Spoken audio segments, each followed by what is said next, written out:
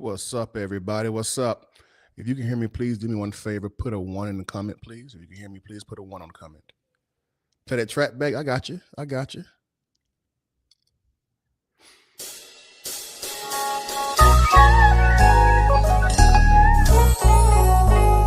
Thank you, London. If y'all can hear me, please put a one in the comment. Please put a one in the comment. There we go. There we go. Jesse, what's up, baby? Nicole, what's up, my girl? Londa, good to see you as always. Thank you all. Thank you. Let the track play out, then we get started. I keep this track. What's up, Jacqueline? I love it, man. You ought to check out the original. It's by Bobby Lyle. L-Y-L-E, called The Lead. That's my song. This is Kendrick Lamar's Heaven or Hell. It's a sample of that track.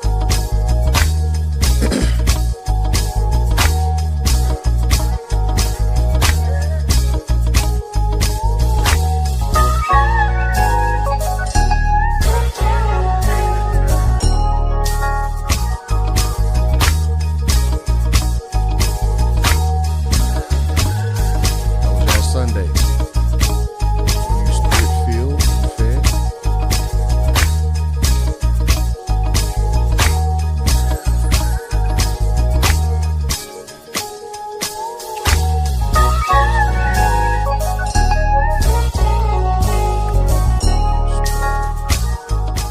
All right. Welcome, everyone. My name is Joshua, a.k.a. J. Ele'azear, a.k.a. your big brother, your little brother, or your big cousin, one of the three.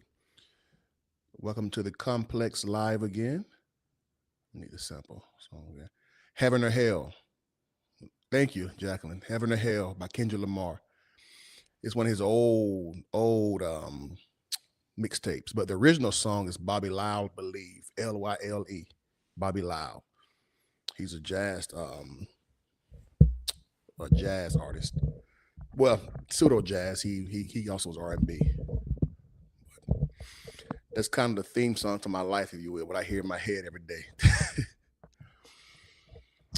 Welcome to this Sunday's edition of Complex Live Media. If you're not a subscriber, please subscribe, and also make sure you hit the all notification bell. Right now I'm at 78, and I am so grateful because that's 78 more people than I deserve. No problem, Jesse. As you come in, please hit the like button and don't forget to share. We have a lot of great things coming on the platform. And you all have been the foundation of this. So I'm so grateful to have you here. Just a few quick little announcements before we get started. Our book club. Let me see, can I pull this up? I'm still learning. Yeah, Kendra, that dude, man. I'm still learning StreamYard. I was on Riverside, but it was a hassle for you all to join me, so I decided I made sure that I got a platform that was more guest friendly. But we are getting down packed. So let me upload this.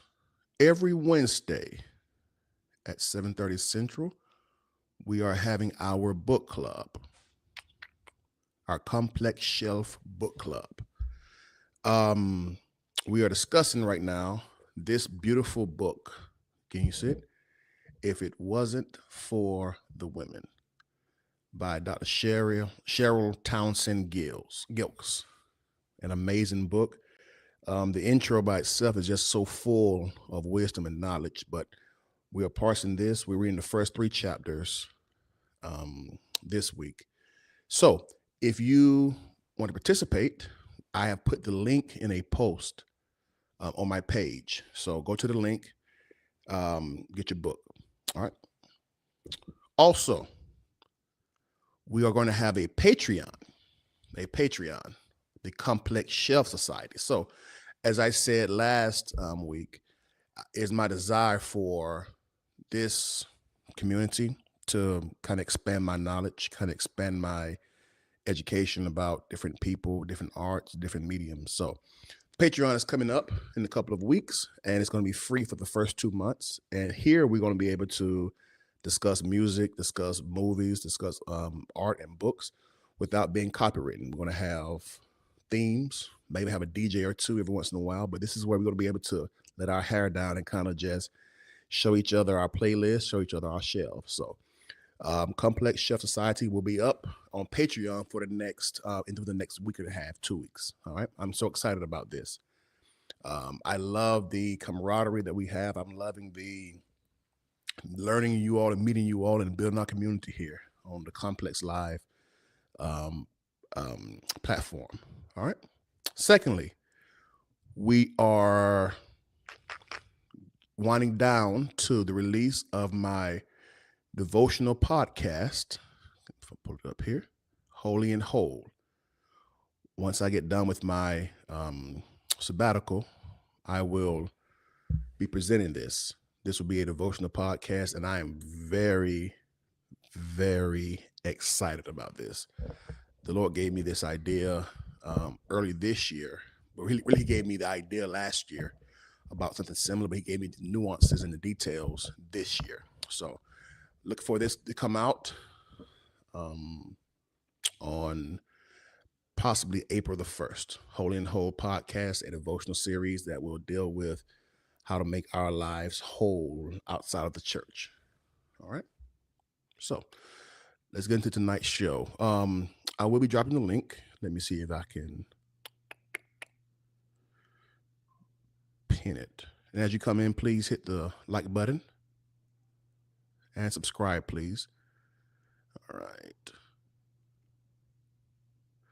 So we're dealing with two themes this month. The first theme is the Weight of Being Human series, the issues and the duplicity of our human experience. Tethered to that is also this being Women History Month. And like Londa last week said, I had no idea when I was planning these things that it was Women's History Month. Well, in a vein of that, I was going to do something different today, but there's been a lot of backlash, a lot of feelings been had about the Jasmine Crockett loss in the primary, in the Texas Senate primary. For those who don't know, Jasmine Crockett is a congressman out of Texas. I think it's Houston. Forgive me for not being as astute, but she is very popular in the Democratic Party. She is also one that has risen very succinctly to the realms of political media. And she's a beautiful, smart young lady that has not only held her own well, but also received mass criticism for her demeanor at times and for her opinions. Well, because of the racist, Nicole, because of the racist agenda of the Republican Party to stifle the vote for anyone that's not them, then we have experienced in multiple states an assault on Black congressional districts, an assault on really voter rights and voting within the states that are not primarily, or areas of the state that's not primarily Democratic. So with that being said, she is losing her seat, not because of her not being voted in, but because the Texas legislature has shrunk or expanded in different ways her district, and she's no longer qualified to run. So she decided to run for Senate, and it didn't end well. So I was personally not surprised, but apparently a lot of people are, and especially on the heels of Vice President Kamala Harris's loss to, really slaughter to the current leader of this country. I refuse to say his name without spitting. Black women have felt, not my words, theirs, that this is an assault on them, a rebuke, dismissal of their candidates, of their ideas, and of their feelings, which leads to the idea of them being the backbone of the Democratic Party, really of this country in a lot of ways. And back to our book, Dr. Giltz covered this, and we'll discuss this more on Wednesday. She covers this idea about Black women being the structure, being the backbone of not only the house, but the church, the community, the movement, the country. And a lot of people who I've spoken with are not only starting to realize that, but starting to want to pull back from that. And this is another feather in the cap that makes them want to pull back, because what more can they give?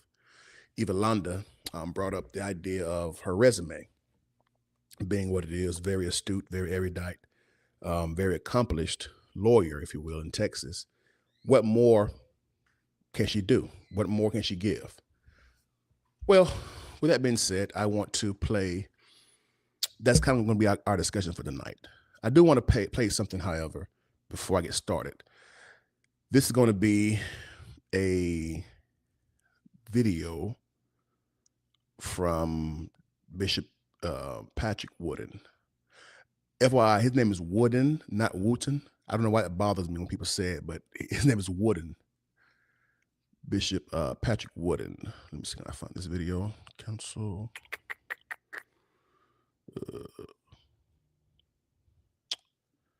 How do I share a screen? All right. Make sure I don't have anything personal. I don't. All right.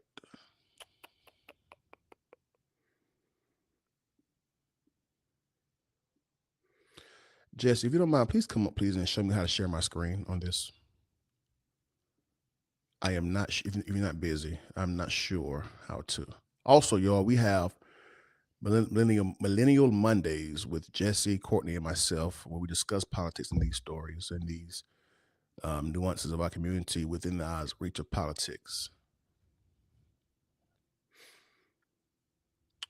Share screen.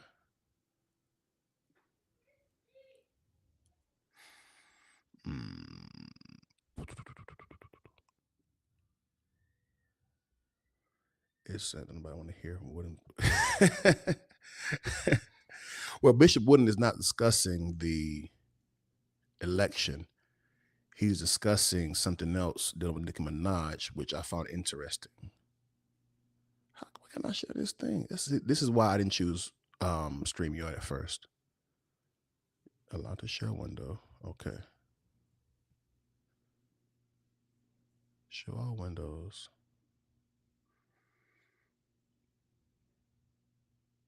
All right. I think this is. Do y'all see my computer? I was holding back. Don't hold back. Don't hold back. Nicole. Say what you got to say, homegirl. All right, there we go. So let's go to Joy 105. Shout out Joy 105. I was a little dubious about their channel at first, but then I got to really see how advantageous they really are. All right, let's go here.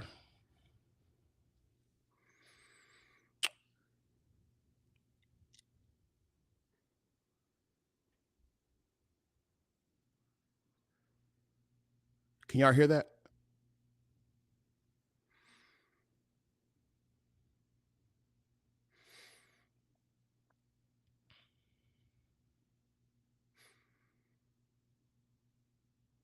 No? Okay.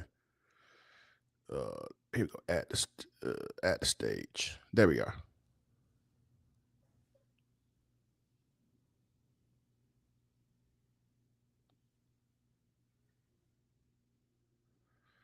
Ooh, I'm gonna have to do a practice course on this.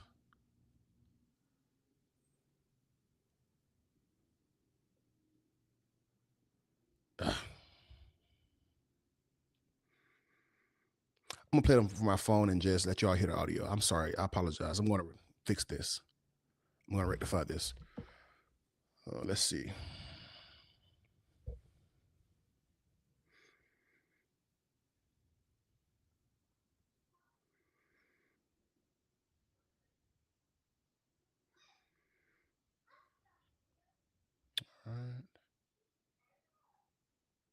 Here we go. All right. Thank y'all for your patience, but here we go. Is it Nicki Minaj? It's about 8 minutes, but we'll play just a part of Nicki it. Minaj. Now, to my knowledge, I have never heard a Nicki Minaj song. I have never downloaded. I'm headed somewhere with this. I've never downloaded. Let's get past that. I don't think, based on what I have heard of her songs and her music and her artistry, if you call it that, I don't think that she did it with people like me in mind. I don't think a sanctified holy preacher was her targeted audience at all. From what I understand, Nicki Minaj, in her performances and things like that, she don't perform in a way that anybody sanctified would call that entertainment. And I don't know what she's doing now. But I do know this about Nicki Minaj. Nicki Minaj, no matter how raunchy, no matter how vulgar, There he no goes matter with those how words whatever, again, those her music adjectives. is and was, as I've told you, I've never heard it. No matter how bad it was, she became a multi-millionaire many times over because black folk loved it. They bought it and they supported it. When she became a pariah, when she became bad, is when she had the nerve to act like she was going to be a Republican. Let's get context real quick before we continue. There are, I know, Nicole, I know. There are Republicans, and for the sake of this conversation, we're going to deal with our community, our culture. There are Republicans that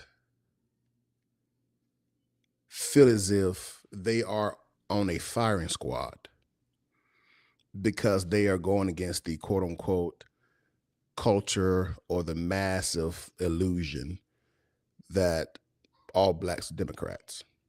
And that's really my goal for this platform, is to let people see it's okay not to be part of the norm. All right, Jesse, part of the norm. But however, we are not the same. Jesse and I are not the same. London and I are not the same. But we can still be cordial and still be family and loving and be that way. But there's something that's getting on my nerve that I feel these Republicans or these people who are other than, if you will, feel as if they are doing a holy war or waging some kind of flag or making some statement about them not being, I'm not like the rest of them. I'm different. I'm different. And Bishop Wooden, that's my issue with him. I've said it before, he's an amazing preacher as far as the substance of his sermons. But he's on this, look at me, I'm different. Look at me, I'm the one that has it right to her. And a lot of times, he doesn't have it right. A lot of times, you're just loud and you're just obnoxious. You're right, Rolando. We're not a monolith. We're not. And he's about to go into how Nicki Minaj was never criticized. Of course, these generalizations, she was never criticized. She was never ridiculed for anything until she decided to stand with President Trump, which is, we know is not true, but this is how he's framing his argument. Okay, let's hear more. Now, all of the other stuff, you can be naked, you can shake your rump, you can do this, you can cuss, you can swear, and we'll buy your music. Go, Nicki, go. We're with you. That's our girl. Until, and say, I'm a registered non-affiliate. Until she showed up at Charlie Kirk's thing and started talking halfway like a conservative, then all these black folk turned on her. Now, again, we're the only people who are that way, who are this way. We're the only people who will disavow our own if you decide that you want to be something other than a Democrat. That is the dumbest. So I wanted to bring that up before I preface my next video about our subject, because there is a personalization. He doesn't, Londa. He doesn't. I have my reasons. I have my suspicions about why he speaks the way he do, but I would be offensive, and I don't want to be that. I want to be challenging, not offensive. I wanted to point out there is an unhealthy internalization with a lot of the Black culture and the results of our political system. And I've said this before to Courtney when she brought up, I think it was on St. James Live before. She brought up about how Kamala Harris, she felt, was a diss to Black women en masse. And I didn't say it that way. I listened. I didn't say it that way. And this was last year when she said this. And I've asked questions to those who didn't vote for Kamala Harris.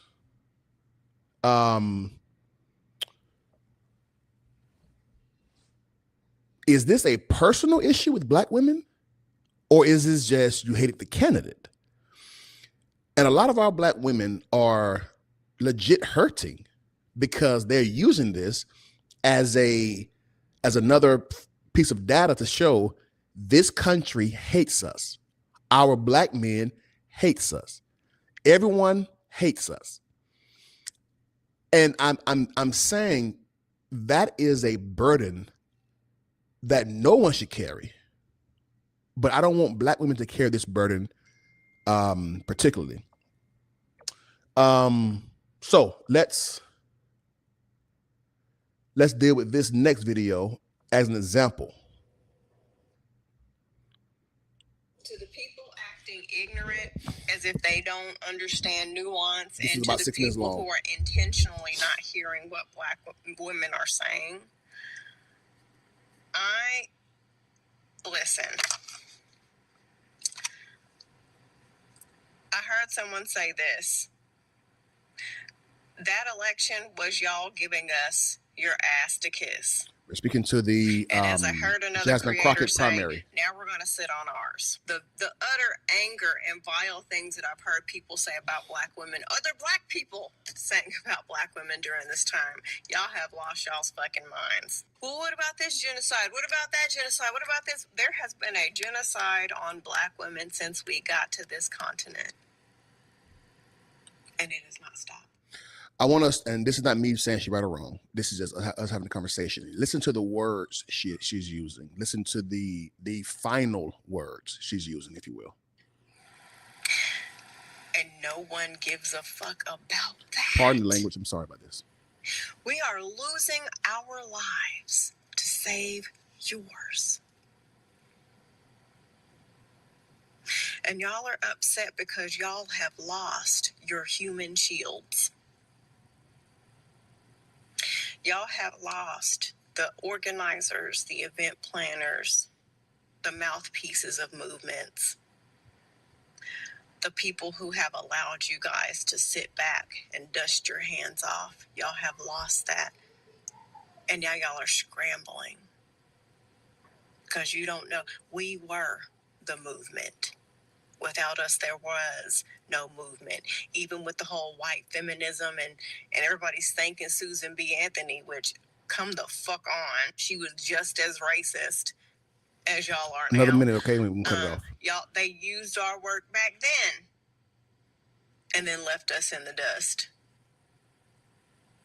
And now we're like, okay, y'all want to leave us in the dust? Okay. Y'all go ahead.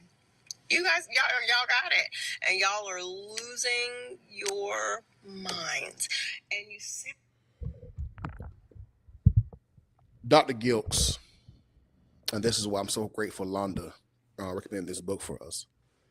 Dr. Gilks point to the analysis that every movement, every institution in this country has the Black woman either as a foundation or as the one that keeps it erect, as a backbone, if you will. The young lady here, and shout out, her name is Jules Lowell, JoulesLowell, Jules Lowell. She used the word, the shield. She uses words like, if it wasn't for Black women, then we would lose our lives. But then she goes to, if it wasn't for Black women being the voice, the supporter, the consistent part of the movement, the civil rights movement, we wouldn't have one. It's a whole lot of truths and opinions being weaved.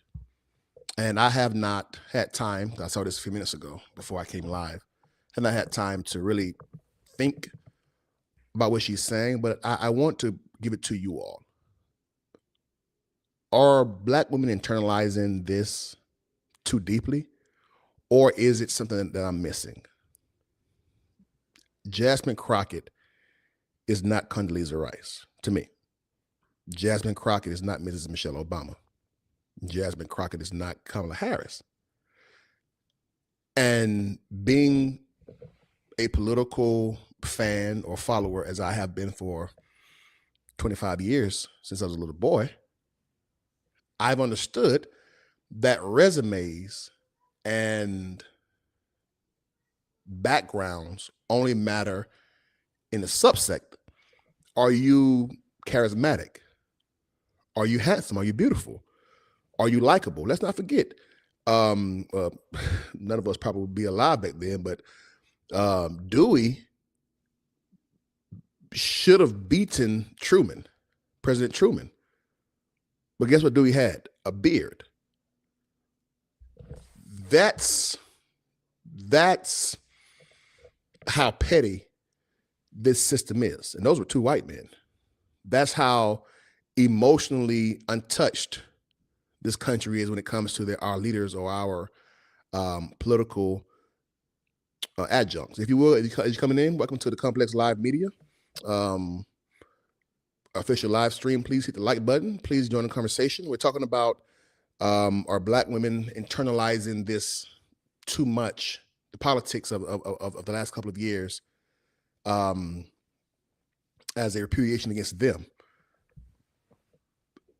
With that knowledge about people like Dewey and Truman, or the governors in California who have lost because they had a lisp, very smart, but had a lisp, or people who have gone to lose their seat because they weren't just smiling, kissing babies enough. Hello, Princess, how are you? It's not those ladies because of a person.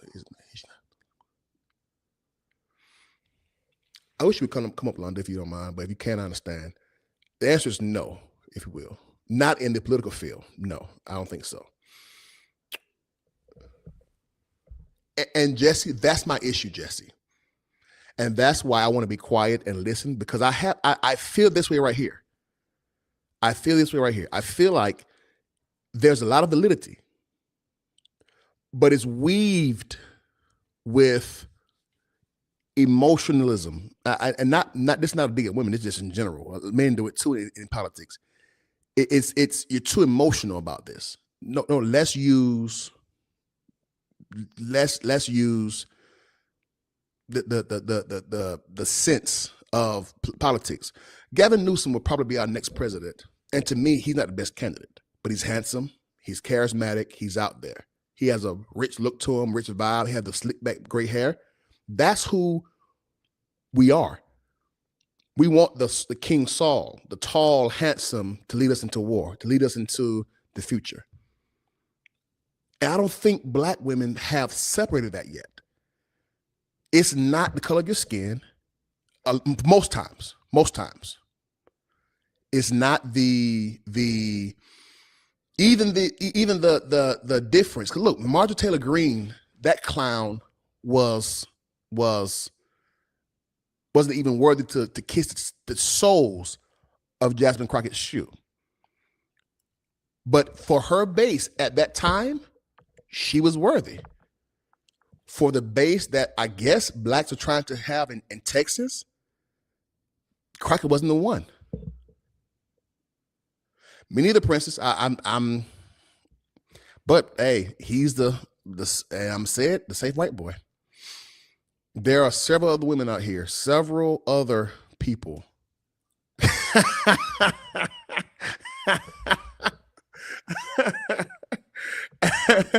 Jacqueline, at this point, me too. But until he cracked the sky, baby, we got to deal with it. And I rather people who have smarts and who have the depth to parse this, have conversations about it, than those who are just surface level. I don't feel. Wait, it's ironic to call black women too emotional, and we're the ones keeping. What up, Mark? So to your point, Londa, I wasn't calling you emotional. I said just we all do it. But let's deal with that last thing right there. We're the ones keeping, often the ones. Are you speaking of politically, Londa, or just in general? Good comment, Londa, but I'm questioning your last part. A lot of people leave out that she's popular on social media. Hey, look, she is very popular with people who possibly don't give money or who don't vote in their district. So Atlanta loves her, but she's not a Georgia candidate. So none of that really matters. All right. In general, I know for black people, women are. I don't know on the country level. Mark, we're discussing the backbone. This week, a lot of black women felt played. That Mrs. Crockett, Miss Crockett, Representative Crockett, lost the Senate primary, and they tethered it to look y'all didn't want Stacey Abrams, y'all didn't want Kamala Harris, so that means y'all don't want us. And I'm hearing these vitriolic, very emotional, very Armageddon like, bye, the hell with y'all, country gonna burn. And I'm like, no. Why are we just saying goodbye to each other? No. Let's discuss this. I think that two things can be possible. Black women are overlooked. Their contributions are not only necessary, but a lot of times life-giving. And when we say no to a black candidate who's a female, doesn't mean that we say no to you as a whole. There is one thing that I will say. I learned this about Kamala Harris post-election. Being too emotional. Think about it. Black people, other groups. I agree, 219. However, my only pushback would be, this is not the general country. This is black on black.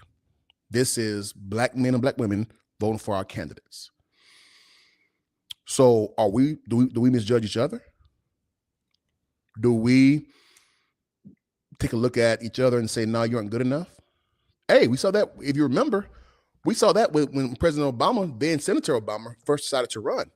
Remember, a lot of blacks backed Hillary. A lot of blacks. A lot of civil rights blacks backed Hillary. Keep that in mind.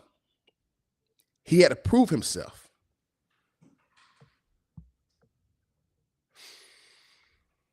He had to prove himself. And then once the train started going and once the popularity started, oh, he's good enough. Okay, let's back him. I remember hearing at Reverend Jesse Jackson's funeral, which was actually an amazing service on the Friday service. His son and President Obama, let's move on from that, Jesse. His son and President Obama alluded to how a lot of black folks didn't think Jesse was serious. What do you do with that?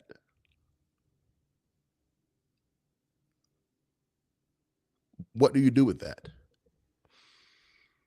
Now, the only thing that saved Mr. Obama's presidency or candidacy were not black people at first, white liberals, white youth. The first term at least. Jasmine has been popular among black folks across the nation, and she has a high name ID in the party. Data from black posters. Now, let's parse that. She is popular with a certain age group of black folks. I said this before, Jesse and I think boomers should move out the way voluntarily or either be forced out the way. Not an age thing, a mentality thing. And we saw this in the 70s and 80s. If you read the books and look at the data, a lot of those civil rights activists or civil rights leaders who had crossed the threshold from protesting to partnership with the country or with certain parts of the party, their time had expired. Their ideas had expired. The country was moving quickly from the civil rights, let's beg each other to love each other, to a live and let live mentality en masse. And those civil rights leaders of that day didn't know how to parse that. How do you go from being accosted from sitting at a ice cream counter to now your son is marrying a white girl, and everyone just, oh well. There's some healing that must go on between that process that hadn't happened. And so they voted, they spoke, they viewed the world still how they did from their youth. And you had young people coming up through the ranks that just would not be given a chance.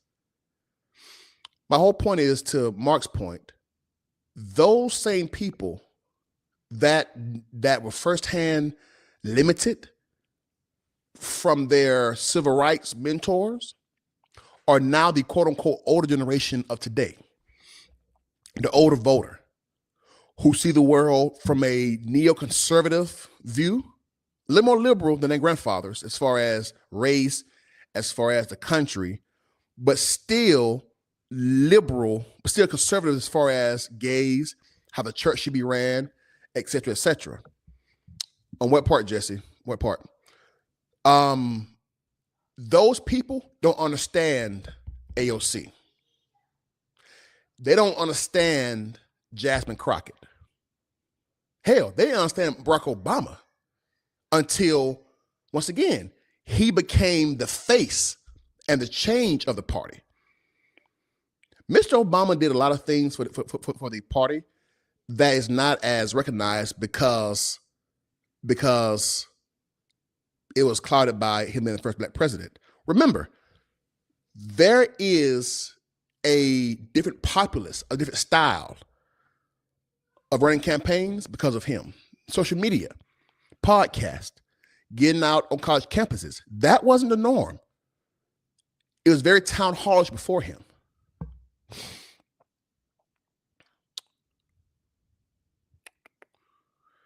Jasmine didn't win partly because of a lack of infrastructure from her campaign. So, Mark, what you're saying, Mark, is that Jasmine didn't have the support of her own party? Hey, I agree, T-Fair. We do. I know she has many accomplishments and such, but the beautiful.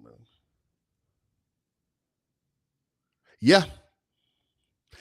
I didn't hold it against her, and if I were in Texas, I would have voted for her probably. But I am forever upset with her about that, and not just her.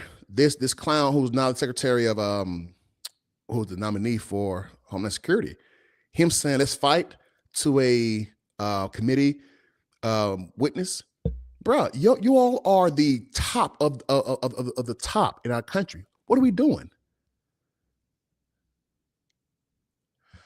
I think what's been missed as far as black women upsets historically. We have been the ones doing the ground community. I think 219, that's more geographical. In my hometown, well, let's go back. In California, there are certain parts you don't have the issue. In my hometown, not really federal, but a lot of the state and civic offices were held by women who were the voice. Atlanta, I'm not sure, but I know Macon, Georgia really had that. We're all agreeing on. Shoot, don't go around with unpermed.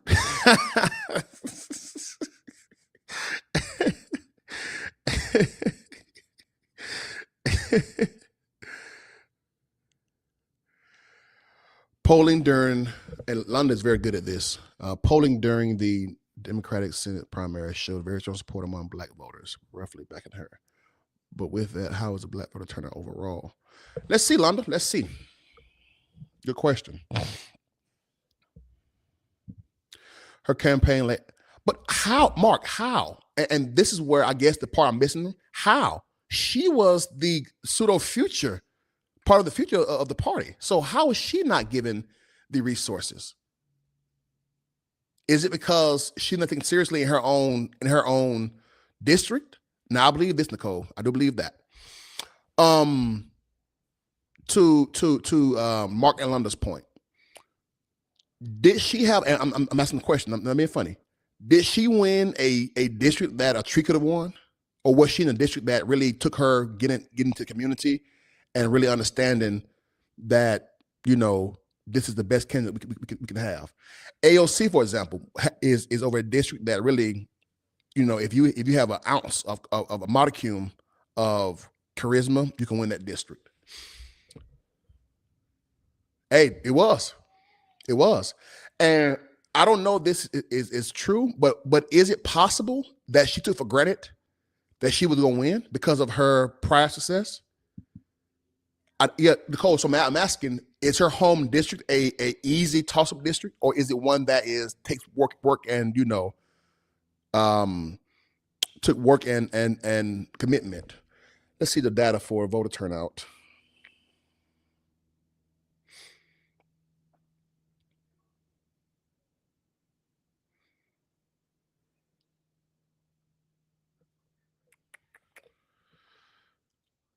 All right, so as a state, 4.4 million voted in the primary.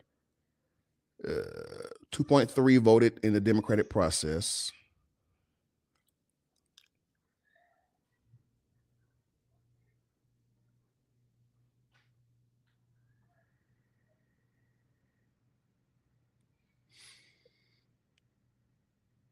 Hey, Londa and Nicole, article right here.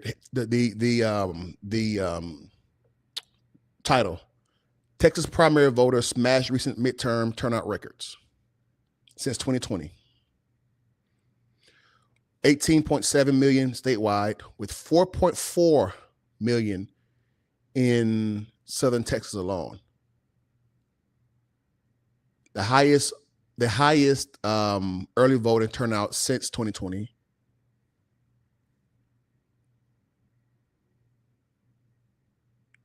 And since 2018.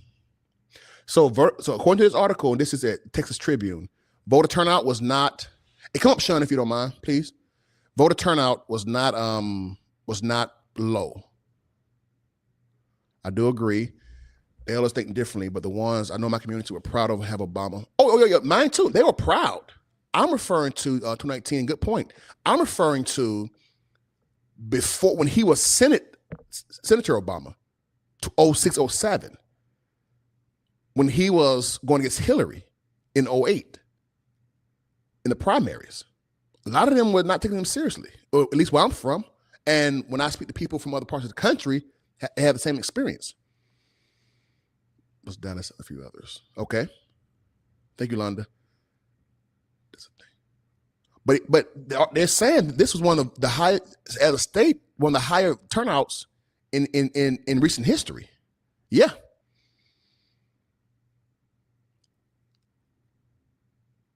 Now she did, but to be fair to Ms. Crockett, she had to, because I don't think that was her plan. Remember, they rezoned her district at the last minute, so she couldn't run for re-election in her current district. So, Mark, to your point, and going back to T19's point, could it be that she came in late? Now, for whatever reason, she came in late and didn't have the resources.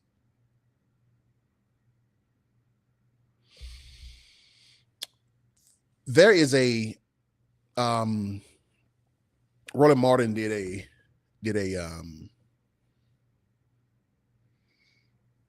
a show on it's time to start organizing. It's time to start doing something. And to Nicole's point, there's no excuse, Black people. We are under a visceral assault. An assault from within the community, an assault from outside the community, an assault from our state governments, our local governments, our federal governments. We have to take every election seriously. And you might can't give $10,000 to a campaign, but please volunteer. Please, if you can, if you're eligible, run. Do something. We don't have the luxury to take off primaries, y'all. What Trump is doing is going to hurt us along with the country for the next 50 years. And it's going to take more than just Gavin Newsom or the next Democratic president to get in, if we get one in next time, to come in and just sign things away. I see your point, Jesse. I do think that you cook fish while the grease is hot, baby. And right now she's hot. And in politics, it's very cyclical, very cyclical. So, Jacqueline, I take this very personal. Stacey Abrams lost my respect as a candidate, not as a politician, but as a candidate. She jumped to the I'm a Black woman, y'all didn't want me too quickly. And there were other issues glaring at us from her campaign. I supported Stacey Abrams twice, both financially and volunteering. She, number one, was very dismissive of Black men. Not what I heard, what I know. And to be fair to her, I think she assumed that we wouldn't support her. And so rather than, I guess, being let down, she just went ahead and the hell with y'all. Then number two, she took for granted, although few, but very important, white women voters. Then thirdly, and I got this feeling from her from several of her speeches I went to, it was almost, I'm too good to be in the room with y'all. Listen, you're in the South, okay? Everyone is not highly educated. Everyone is not astute on the nuances of politics. And a lot of times she would give this, if you don't vote for me, who understands these things you don't understand, then you can be left behind. It was just doomsday. Trump did this in 2020 and 2024. This kind of, without me, the country going to fail. And I think at times Ms. Abrams did that. But I definitely don't think she had the same issue as Kamala Harris. There was an arrogance there that I just couldn't get past. But I think she would have been a good governor, an amazing governor. But was she right about what, Alonda? Gotcha. Sean Talks. If it's Newsom, yo, I don't want Newsom. people forget the recall a couple of years ago, recall vote. That was for a reason. That wasn't for political warfare. That was for a reason. I want Shapiro and Westmore. Either way, either Westmore as the primary, as the head of ticket, or Shapiro. That's what I would love to see. I do think it's time for, and I'm saying this mostly out of symbolism, I do think it's time for another woman again. Hey, Hillary bumped the ceiling, cracked it. Kamala, within what, 90 days, $1 billion? That was hitting the ceiling again. Before it's repaired and while it's cracked, give one last push.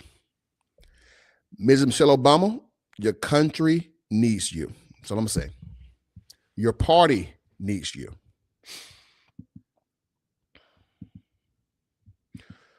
Me neither. Bashir is good. Very good. You know what, Bashir? So I'm currently writing a paper about how to, it's called Out of the Family Flows the State, how Democrats can govern effectively in Republican-ran states or Republican majority states. Bashir gives a masterclass on that, how to be a moderate-leaning liberal, if you will, in a very conservative country. And right now we're seeing the country is more conservative than we thought it was. How do we put a Trojan horse in there that feeds them their view of a president or a leader while having effective change? Bashir would do that.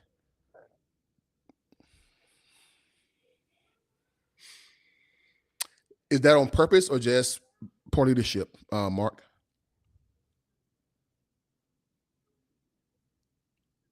Yeah, she was very arrogant, Jack. Well, not very, she was arrogant, Jacqueline. Once again, as a black man, if I said that, I had to literally beat up against, I knew her, one of her campaign chairs, personally, very well. Number my phone right now.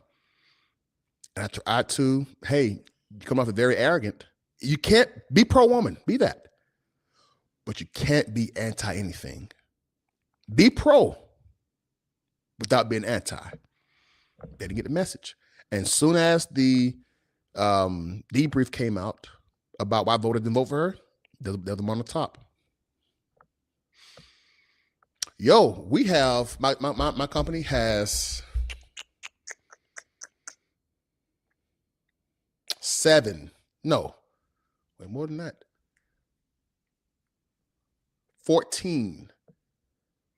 big, huge operations in Texas. 14. We only have 2 in Louisiana. That's how big Texas is. It's a huge state. A huge state. So you're in Pennsylvania, Nicole?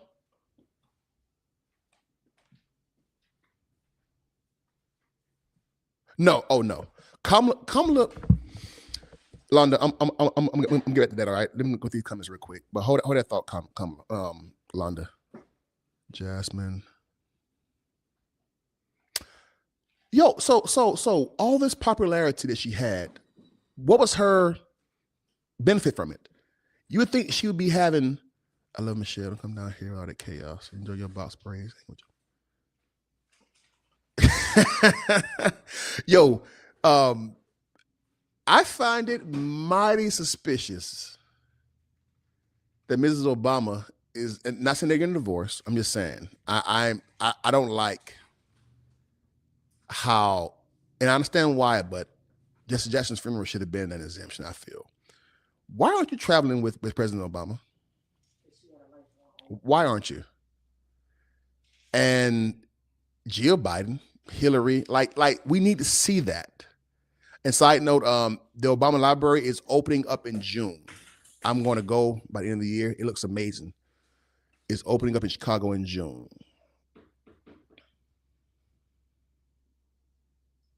Yo, Whitmer. I love Whitmer.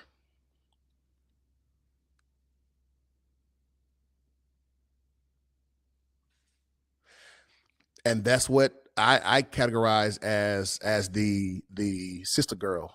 Like you're more involved in the online culture that doesn't actually translate to physical, tangible support, both financially and with votes.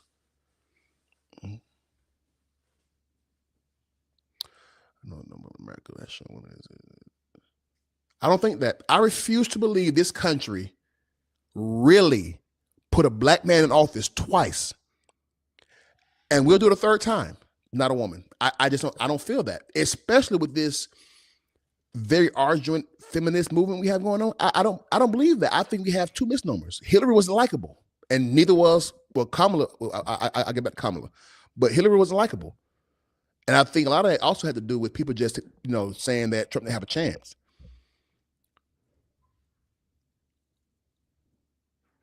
But is that what, Jacqueline? To your point, I watched Newsom on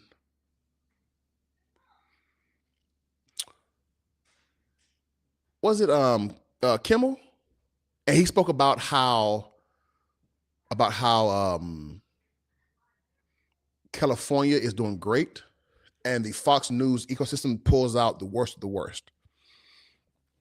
And I thought about that. Aside from Oakland and the chicanery going on in San Francisco, aside from the abject poverty in some parts of LA, is California really that bad? For a state that size, and this is not to diminish anyone's lived experience out there, but is it really that bad? Or have we been sold? What's wrong, Londa? Or have we been sold this narrative? But Kamala's husband wasn't the president though. Like this is number one. This is Chicago's own. I can see it. Chicago's own, Londa. This was the president's mentor, and this was somebody in the black community. Come on, Michelle, do better, all right? Like in this case, please show up, please. This is my opinion. I could be wrong, but it's my opinion though. Much like Louisiana, the state party is lazy and lethargic. Did you say why, Londa? I don't think that's the modern man.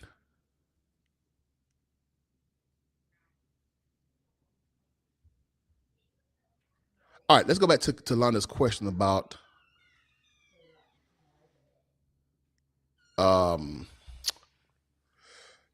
Kamala Harris didn't do herself any favors.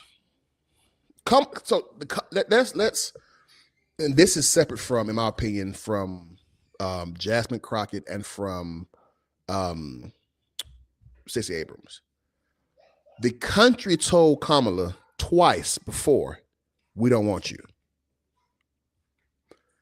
Other women went further. This was when other women were in politics. We don't want you for whatever. I made this comment to a friend of mine who's a corporate lawyer, but he has amazing experience in campaigning out in Arizona for the Democratic Party.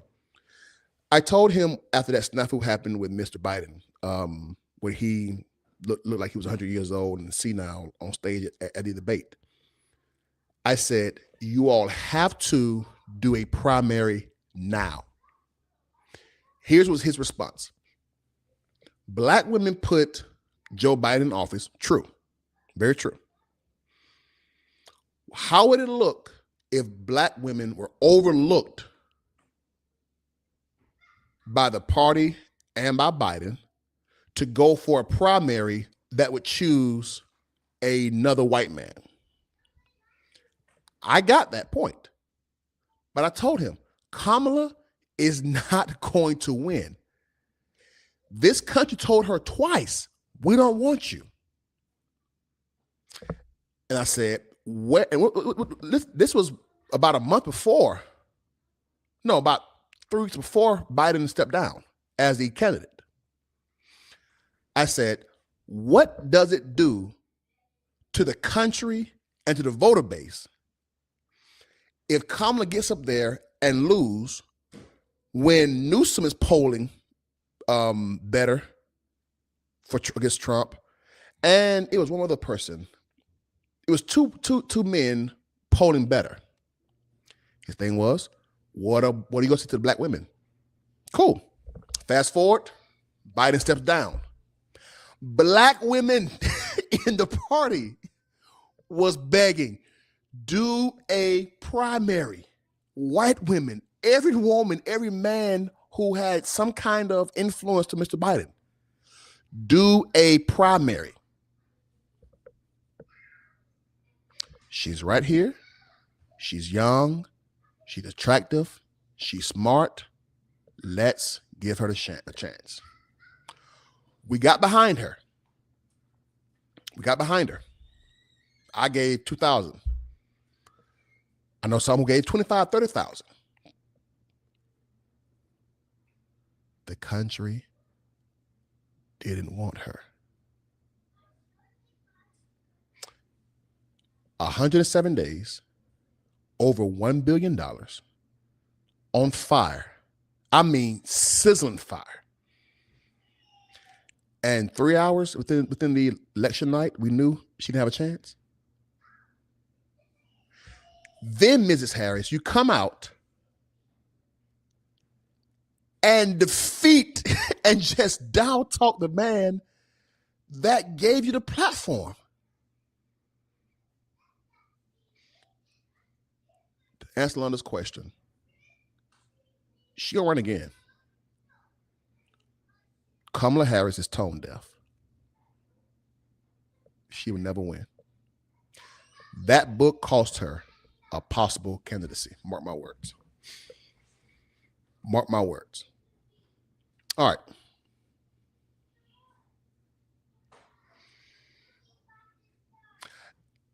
It's the optics, Londa. Londa, it's the optics. Tyler Perry canceled something for the funeral. Tyler Perry isn't from Chicago. He's from New Orleans and Atlanta. Tyler Perry did. I don't know, Londa.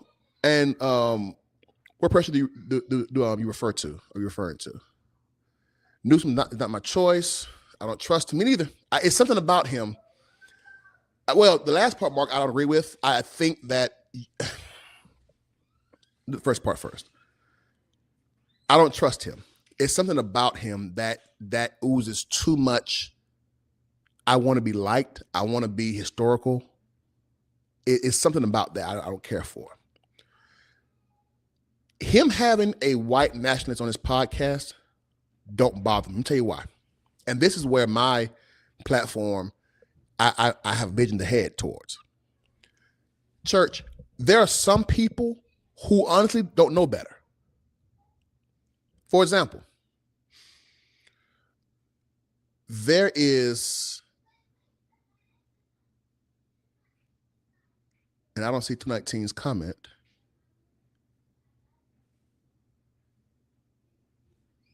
Oh, here it is. Okay. To Mark's point, then we come back to 219's point.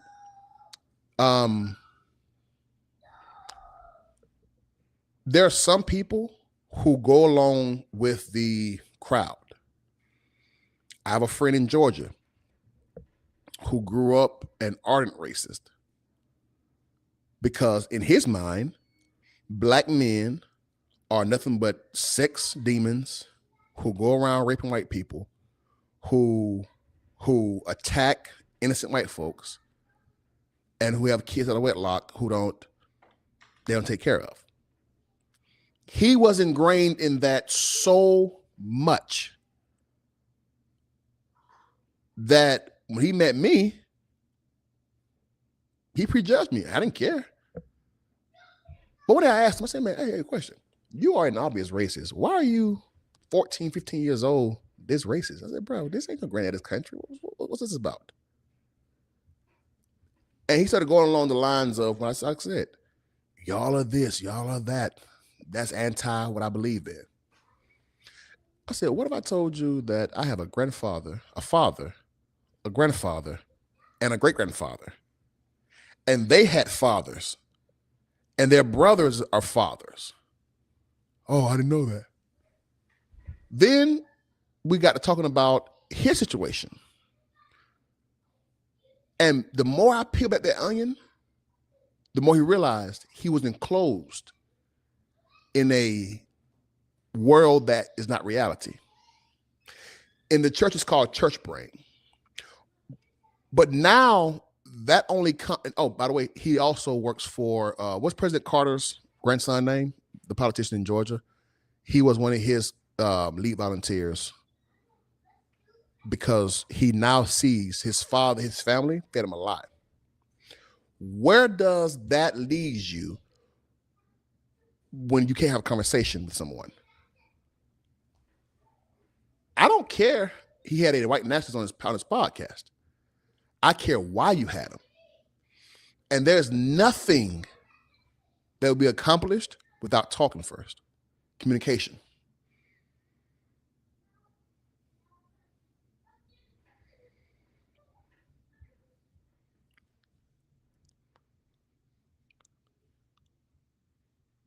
That part, Mark. So Londa, I read the book. Here's why I overlooked that part. You're telling listen, let's not forget this now. People were very unfair to Biden too towards the end. Not everyone, but a lot of people was. They even asked this man to end his presidency early to make her the president. The heck? What? You come to Biden. He's already insecure because he feels as if he had this young hotshot behind him on his heels. She's beautiful. She's popular. She has momentum with the same base that put him in office, okay? Over here, you have people crying, crucify him pretty much. You're done. You're over with. Then you have Kamala not making statements, but also being quiet. And in politics, sometimes silence is an answer. I'm not saying he was right, but I get it though. So he bows down. And even in his shadiness towards her before the campaign, remember now, the admin didn't like her neither. Now, I do think,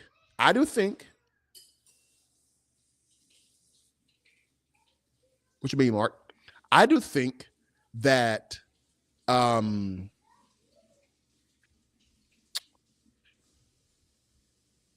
him stepping back and letting her and telling, hey, I want her to be heir apparent should cancel out all shadiness, especially when half his staff can stand her.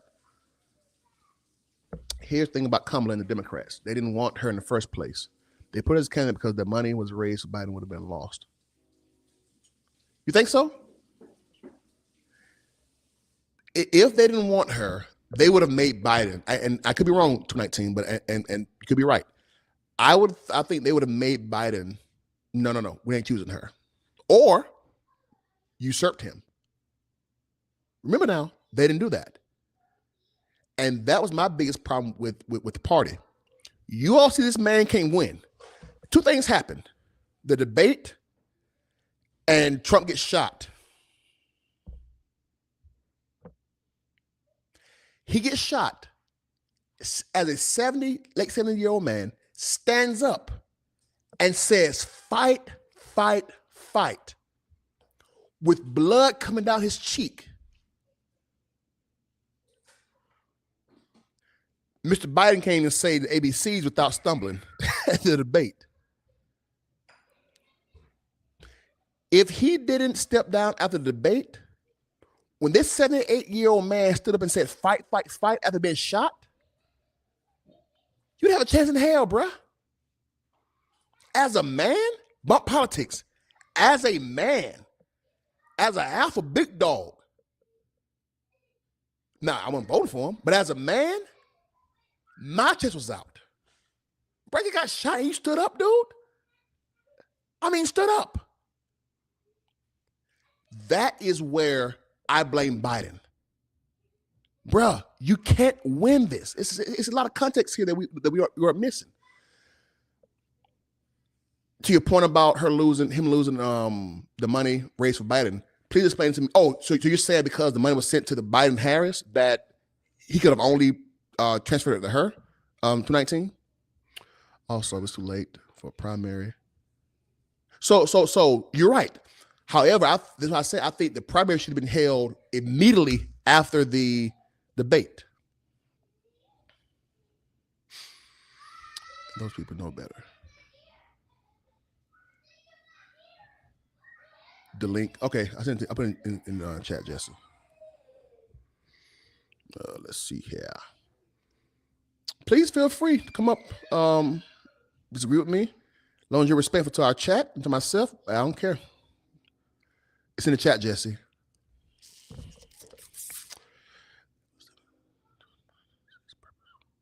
Who knows better? Oh, you mean the white nationalist? Okay, so you're saying that in this case, there's no point in trying to. What up, baby? There's no point. Can you hear? There's no. So you're saying, Mark, there's no point in talking because they had their mind made up. That you're saying, Mark? Now, in that case, I do believe he was sick. I know what you to about. I would never shade Biden. I'll tell you why. Biden was the most loyal VP in history. I was that nerd, y'all, in as a child that would study for some reason just weird facts about the presidents. I love the presidency. I love our leaders as far as knowing about them. And so I would have to learn about the VPs. I don't think, and that's why I gave Mrs. Harris credit for saying I would be as loyal as a VP as Joe Biden was. Biden was a loyal VP. Loyal.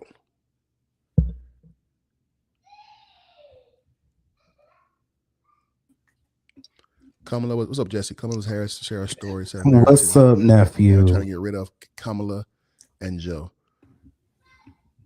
Hey, I'm not saying share your story, but bro, but had it fed you? Really, dude? We'll save it. Biden doesn't know what. Hey, at Jackson's funeral. Now he's smooth now with it, but he kept veering off. He bring it right on back, but he kept veering off. You know, one thing that I agree with most points that you made tonight, Josh. Good job on your show tonight. Thank you, brother. Thank you. Great. You ain't lying, Nicole.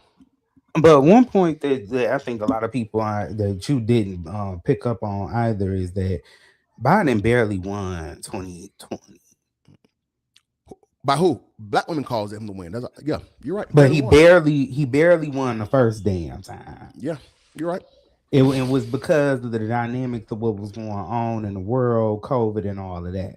So that's the only reason why he won. He had no business going up there running for re-election at all. Hold on, Jesse. Mm-hmm. And remember, y'all, he told us what? He was a transitional president. He told us he's a bridge president, which means I'm only here to give y'all time to choose the future. Mm-hmm.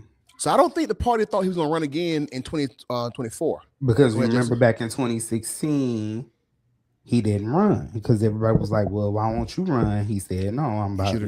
He should have ran then.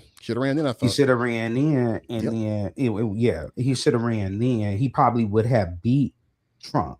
Because let's be clear. The reason why I came up here because I had to give you some support. Of course, Hillary wasn't likable, but neither was Kamala. You said that, and I'll tell people, and it goes back to your original point, and I know people are going to give me pushback, but it is what it is. Kamala was not a likable person. She's not. She does not have the personality. Sorry. And let's go back to Jasmine Crockett really quickly. People forget that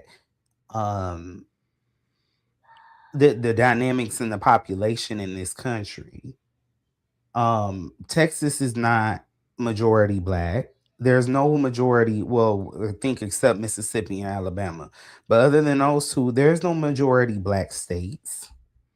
Texas is not majority black, so she's going to have a tougher time, especially since she's more along the lines of being a pro-black person, where Obama was more racially ambiguous and stuff like That's that. important. That's important now. Yeah. So you can't, necessarily come with all that rah-rah thinking that them old Southern Baptists, even if they do lean liberal, they're not going to necessarily vote for you just off the strength that you're a black woman. Regardless of what Twitter says and Instagram says, you're not necessarily just the shoe-in to win. And then when you are not being an exceptional person, please don't come with the, oh, she's a black woman, let's cry a trail of tears.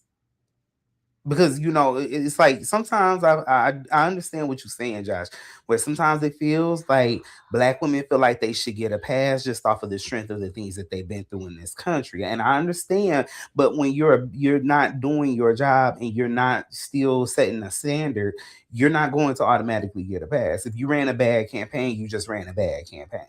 So it is what it is. I do want to say I'm a huge Condoleezza Rice fan. Not really her politics, but her story, if you will. She really inspires me. Mm-hmm. Black women would have never voted for her. No. Never. It's black women. This morning I saw we're gonna talk about that tomorrow. Make sure y'all tap in for Millennium Mondays. On my channel, Jesse. Anyway, so but we're gonna talk about Candace Owens. Now, I'm not emotional to the point where I'm like, well, it's screw her forever. If you like, I even like Omarosa. If you switch parties and you come back to the light care lane, I'm gonna be with you. And she been saying some stuff I like right now. So it is what Candace it Owens? is. Candace Owens, yes. Candace Owens, if you're listening, and I was a fan of you before you was known. I was a fan of you when your edges were BBs, okay? So I know you, Candace Owens. Stop with the Erica Kirk killed her husband, please. Please. She said what she said. You aren't going to win. Candace, you are not going to win this, okay? All right? The country right now is pro-Israel, okay? You are not going to win saying the Jews killed Charlie Kirk, all right? Please, don't Candace. Say that on your channel, please. Candace, please. Please, Candace. Please, okay? Please. Go ahead, Jesse. I'm with Candace. She said something I liked the other day. Yeah, so I'm with her. But if you were on that side at one point, it's some women that'll be just like, I don't like her ever again. She can't ever come to the cookout. Can't be that way. You can't be that way. Du Bois said it best. I am not trying to be consistent. I'm trying to be right. What that means is you're watching me in real time trying to figure this mess out. Mm-hmm. And I change. Now, it's more deleterious when you are, higher up. So, for example, if I'm just his pastor, I have to be careful about certain things I say or do because I could affect him. I'm not referring to that. I'm referring to a general human trying to understand who he or she is, what they believe in. That comes with me changing sometimes. And that's okay. Mm-hmm. People, let's stop being complex and hold other people responsible for being complex also. We love to say I'm dual, I'm growing, I'm shedding. But the minute somebody else shed or grow, we judge them. That's not fair. That's fair. What part, Nicole, is fair? But thank you though. Right, Jesse. Jasmine didn't win because she wasn't liked by non-black. Hey, y'all, keep in mind, I can donate to Jesse's district also in Michigan, okay? I can. And if I'm tired of this anti-black stuff, guess what I'm going to do? I'm going to donate against that. That's what I'm saying. Get involved. And then give money. We as black people, and I kind of briefly touched on this, but I want to reiterate it one more time. Go ahead. We're only 13% of the country, okay? We're not able to do anything on our own. And I wish y'all would get out y'all mind that we are able to, that people are just going to be liking us because we black or because we went through slavery. They're not going to do it, okay? I'm going to be the person that give you the wake-up call. We missed our time. We black people, we missed our turn. We missed our turn. And it's, if we be honest, we had our turn during Obama. That was the closest thing where, at least within the, I would say, the next 20 years. Um, that was our turn. That's, if you didn't do what you were supposed to do, or at least plant the seeds of where you were trying to go during the Obama years, you probably are just going, your whole bloodline is going to always have issues. It is what it is. But it's, we're never, I don't know why certain black people, especially on Twitter and Instagram and threads and stuff like that, why they think that there isn't racism in the Democratic Party. There It's isn't the worst. racism just everywhere. You cannot go off the rails saying all white people are evil, even though, but you can't. And then when the whole Stop it, Jesse. when the whole ICE thing happened over 2025, it was like y'all was over there cackling and having a kiki party, saying 93 or 92% over and over again. People thought about that. And that might have reflected back to Ooh, Jasmine. Jesse. Y'all cannot do that. And I had said that on Jesse. Go ahead, because we're gonna come back. No. Bro, go ahead. Please go ahead. I was just saying on threads last year, I kept telling people, I understand that, they let us down with the Kamala thing and all of that. They let us down.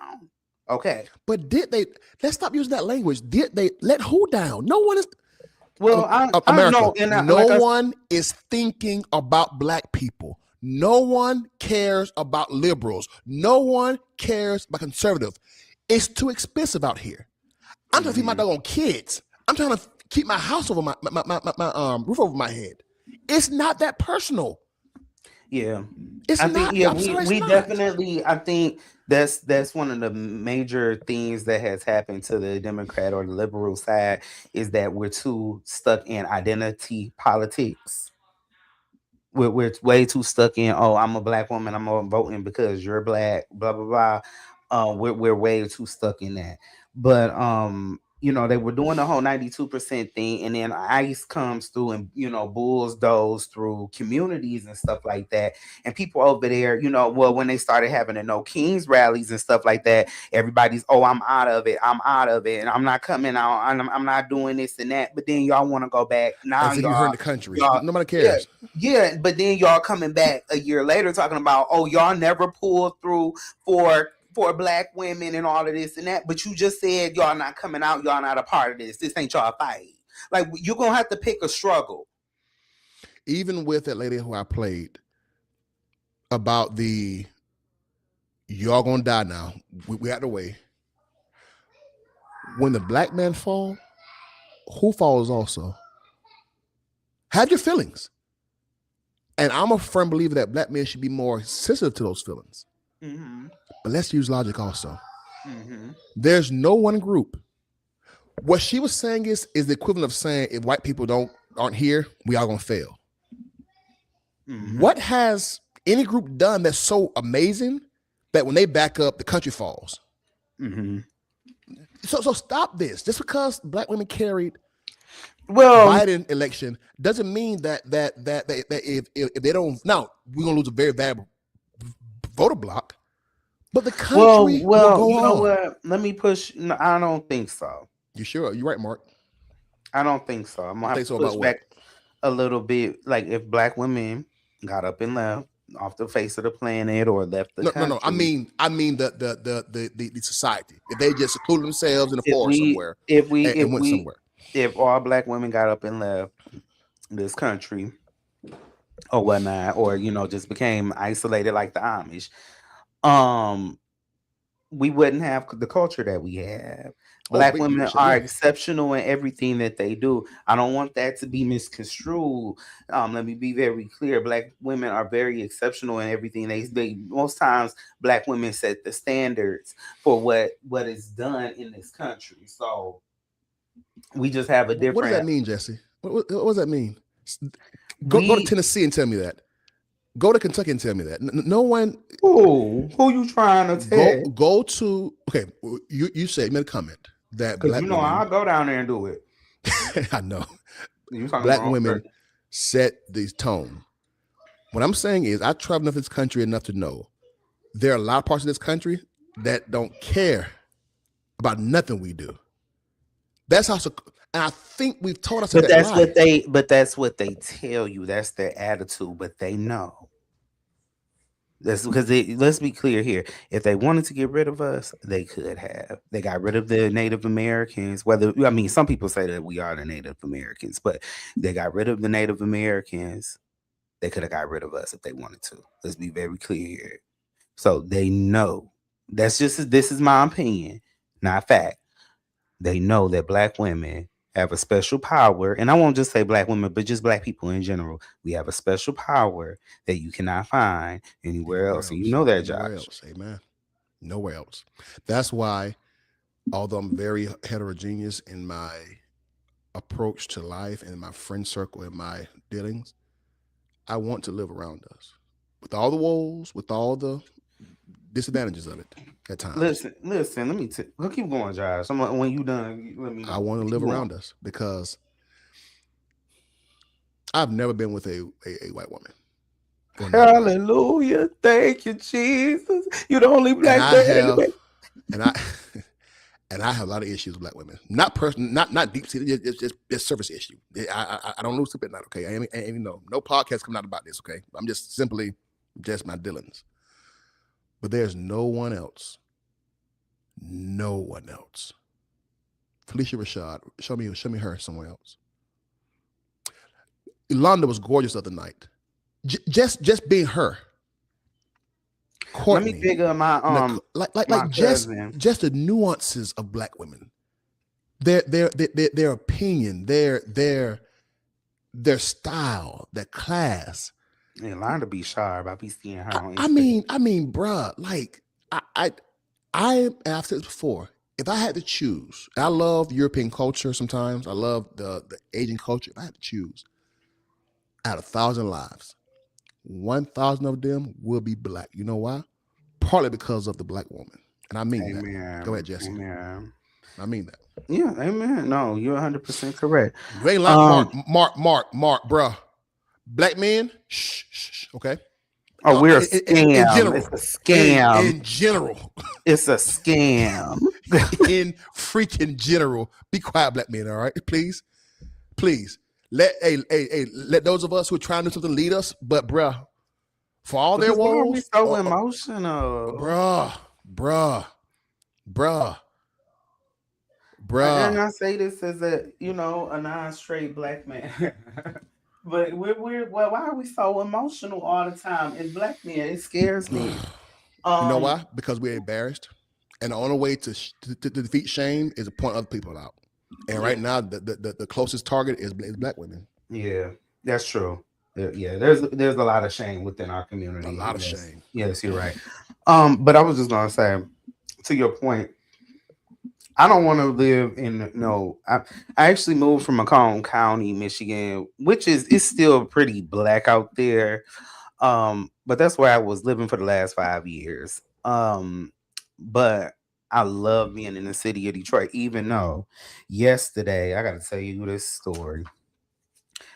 So it was like 5 o'clock Saturday morning, and there was some banging at the door, and there's outside of my apartment, not my personal door, but the door to my apartment building. Okay. It's a small, unit or whatever. Anyway, so I'm up there, I was half awake anyways.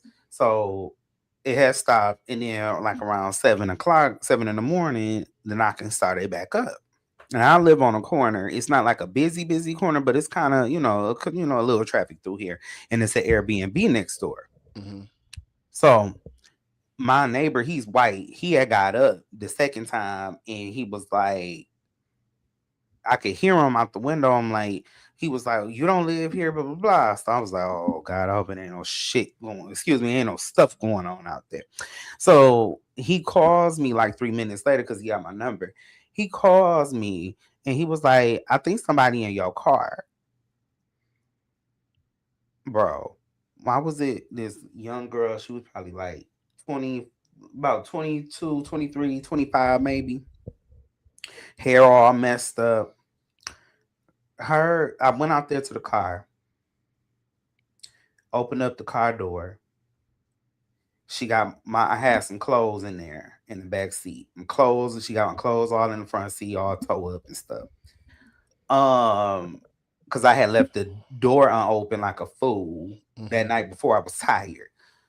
So, anyways, I look over and she got this baby with her, like a little 5, 6, 7 year old baby, little boy, and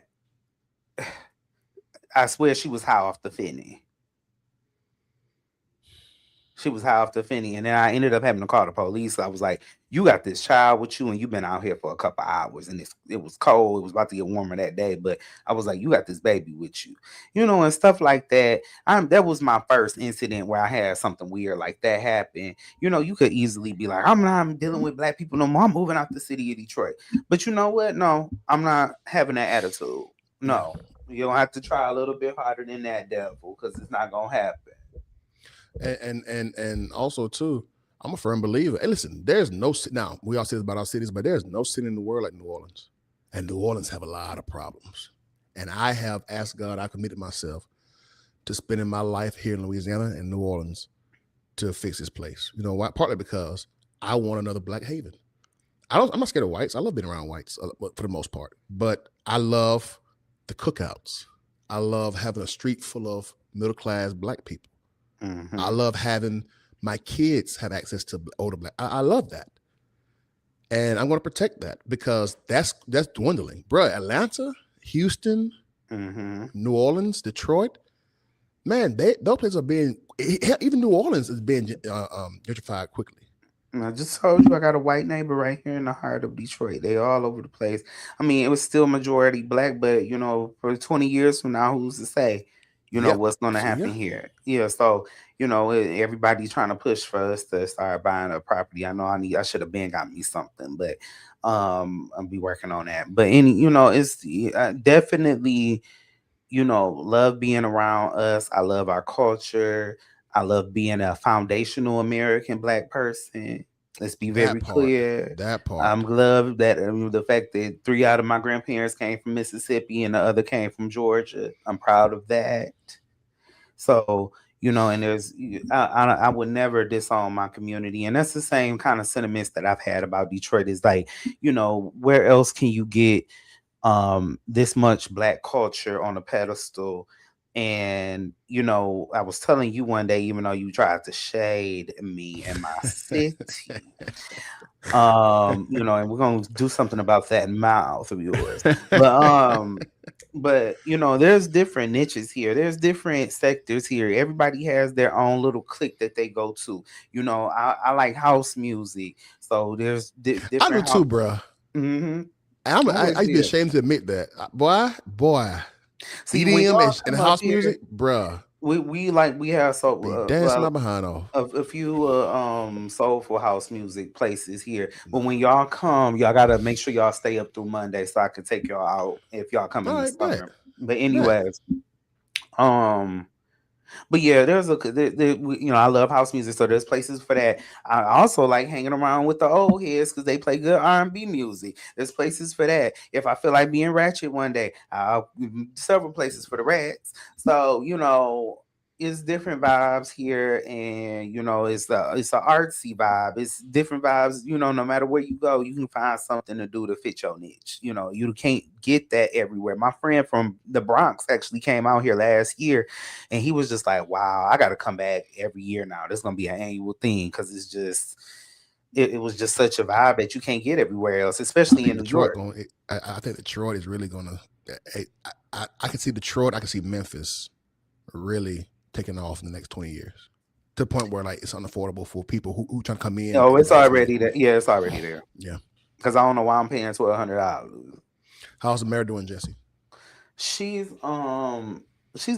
doing pretty okay. She's had a couple initiatives come out. I know she was doing something, I think, for single mothers. She's only been in there for what, 2 months, so it's not a lot. That I wish she would get up there and have whoever it is up in there so they can get me with this job I'm trying to get at the city of Detroit. But whatever. But yeah, she's so far so good. Nothing that's been like crazy different because she pretty much sat up under Dugan, which was the white last mayor who's running for governor that I will not vote for. But she's pretty okay right now. So Last words on reasons why Black women should not internalize the political system. Grieve for it, hurt for it, but don't internalize it. Why not? because you Or gotta should they? Or should they? that's a loaded question. Again, I see what you were saying in regards to the internalization, especially when Black women have um dealt with the things that they have dealt with. But you have to also understand and play it smart, that you cannot sit there and allow yourself to be emotional. Black women are smarter than that. Okay. So we Black women, just make sure that you stay nurtured. You're not a victim, you're a victor. You've done a lot of things for this country to help this country prosper. And we all know that this country would not make it without you. But you don't have to remind people of that every 5 seconds. That is not your identity. That you've been the handmaiden, that you've done the secretary work, you've been the slave. You don't have to keep reminding yourself of that, and you don't have to remind the world of that.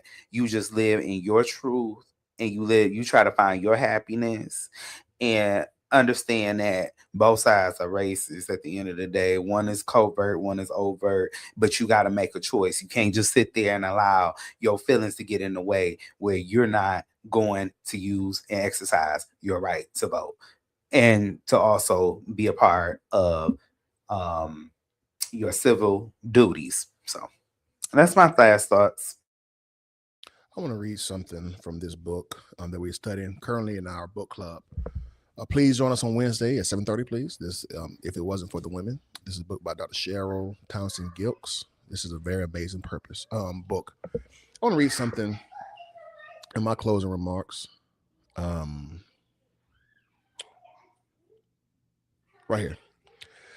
And the topic of this little passage is the roles of Black women. The overwhelming majority of Black women who have contributed to building their communities and moving their children and others forward have not left written records of their activism.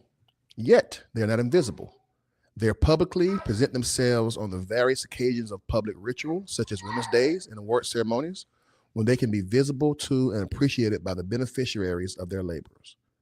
When their power and effectiveness become too visible for others to bear to acknowledge, because as one male board member put it, told a female founder of the agency whose he had been placed on, it looks bad for the race. These women will remind us in a variety of ways that if it wasn't for the woman.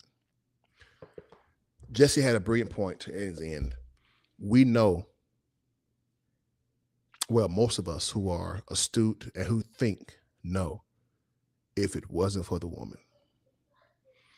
I stand on the shoulders of many men because I'm a man.